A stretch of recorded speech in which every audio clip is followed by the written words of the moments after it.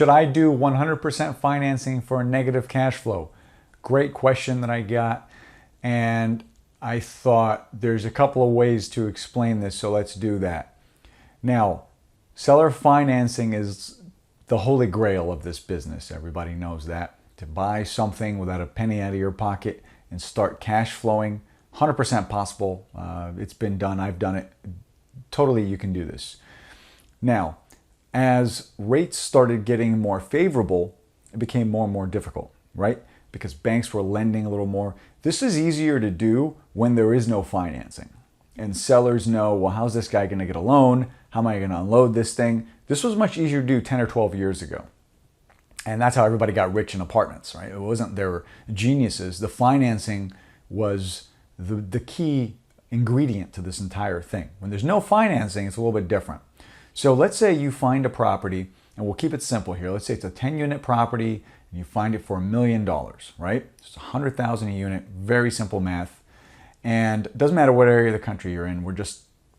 Forget about taxes, forget about all that stuff. We're just trying to make a point here as simple as we can. And you find a seller, and he says, you know what? I'm going to finance the whole thing for you. Now, this could be great.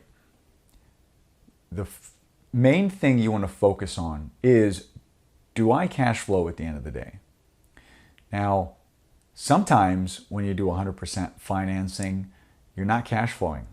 It could be for a limited amount of time, and that's okay if that's your strategy. If it's your first deal, don't do it.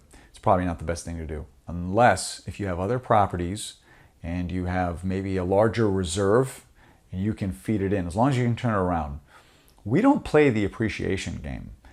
That's how you make money in this business. But if you're losing money every month for, it could be 6-7 years, well, that could really ruin the investment. So you want to be very, very careful with that. So no, I don't think it's a great idea to get into a negative cash flow property if it's 100% financing, unless you have a lot of reserves. Maybe you have other property that can offset the negative cash flow. That could be something. If it's property number 3 or 4, maybe you're just putting it in the portfolio. You know you have to turn some things around. But the odds are, most of the time you can't raise rents that fast. Yeah, everybody talks about raising rents and it's a beautiful strategy, but you just can't get in there and raise rents. What if everybody's in a lease? Now you're stuck for maybe another 8 months, right? It just depends. And then when you do raise it, well, how much are you raising it? So it depends on the size of the negative cash flow. If you're losing $5,000-$6,000 a month, probably a little bit different than if you're losing a couple $100s. If it's a couple $100, I almost factor that as a break even, right? So really want to look at all that. Seller financing is fantastic. It's a great tool, but if you use it wrong, you could find yourself in a real sticky situation. And that's something you want to be careful of. Every time someone hears 100% financing, they get really excited, and that's the easiest way to get rid of property. If you're a seller and you're offering something for 100% financing, as the buyer, you're thinking, well, this is great. So be very careful of that, because there are going to be some opportunities coming up, and you might see some of these coming your way. You just want to be careful on how to do that. If you have any more questions on it, please let me know. Thank you.